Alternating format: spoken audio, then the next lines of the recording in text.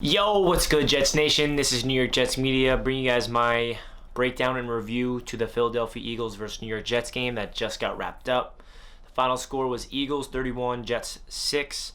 This was a brutal game to watch for us Jets fans. We weren't really expecting anything going into it with Luke Falk as our starting quarterback, and we all know Sam Darnold's out, and Luke Falk looked absolutely atrocious all game, and the offensive line is a huge factor of that. They lit up a total of 9 sacks, which is absolutely insane.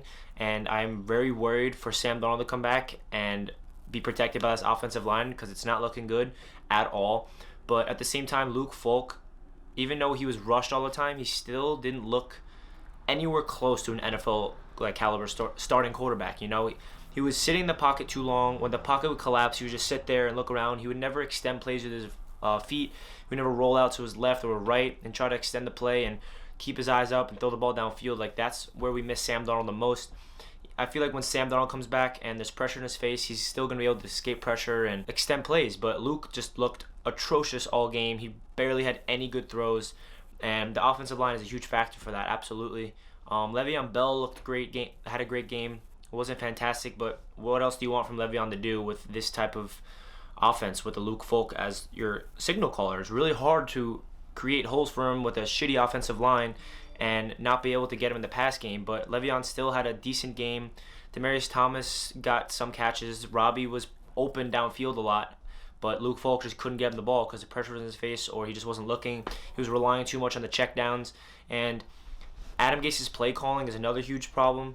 But at the same time, we can't really get on Adam Gase yet because it's probably not even the right play calling because he's so used to having Sam Darnold as his quarterback, and he's not adjusting well for Luke Falk because Luke Falk cannot throw the ball downfield, obviously.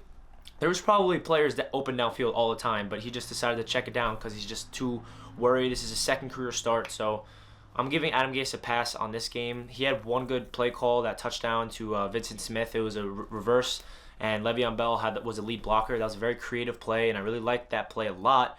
Hopefully we can see that when Sam Darnold comes back. Next week, we hopefully have Sam Darnold. Chris Herndon will be back, who was a huge weapon for Sam Darnold last year. So that's going to be a huge positive for the Jets offense. And we also have Brandon Copeland coming back from suspension next week.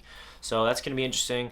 We're in a huge hole. We're 0-4, but there's still some positives to take away from this game. The entire Jets defense played very good, especially without C.J. Mosley, especially without Jordan Jenkins, and especially without decent talent on corners.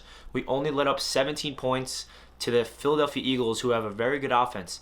The defense kept us in the game, and if we had a decent offense with Sam Darnold behind center, I still am confident that this Jets team can win. And especially if C.J. Mosley and Jenkins were playing, the defense would probably even better. So this Jets defense has been playing all year very well. Greg Williams has been coaching the hell out of them, and I love the energy they have. Jamal Adams never takes a play off. Marcus May's doing his thing. Quinnen Williams, in his first game back since his debut, I think he played very well. Some Jets fans are saying, where's Quinnen? Where's Quinnen? But he's not putting up numbers, but he's still getting QB hits. He's disrupting the interior defensive line.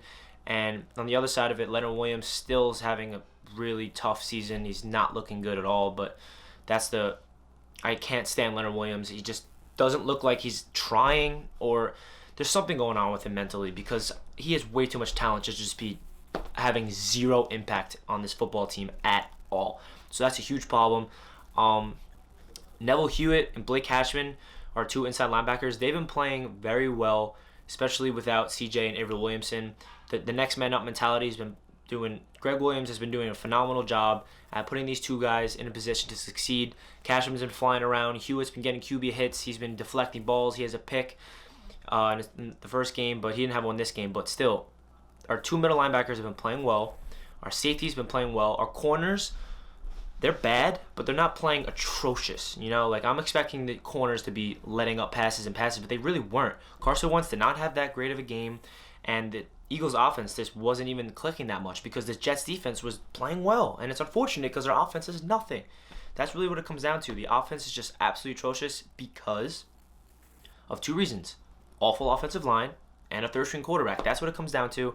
Can't win football games without an offensive line, and it really, really is hurting the Jets. With Sam Darnold coming back with this offensive line, I'm really worried. I really hope he can escape pressure, because if he's just running for his life all the time, it's going to be really brutal to watch. So we're in a huge hole at 0-4. So next week we got the Dallas Cowboys, and it's not looking good for the Jets. So I want to give you guys my reaction to this game because it's a really, really dark time for us Jets fans. All of us are going at each other on Jets Twitter, and it's just a really bad time. All Jets reporters on Twitter just bashing them.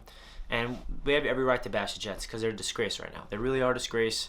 It's looking like we're going to have another top 5 pick this season in the draft, and it's just not looking good overall. And it's really, really tough because we looked forward to the season all year to this. To be 0-4 with all these injuries, this awful offensive line, and I can just go on and on and on about everything that's wrong with this Jets team, but at the same time, there are still some positives. We have star power that are performing at a high level in Jamal and Le'Veon, but the biggest problem, like I keep saying, is we have an awful O-line and our third-string quarterback is starting. You're not going to win a game with the third-string quarterback starting, especially Luke Falk, because he looked absolutely atrocious.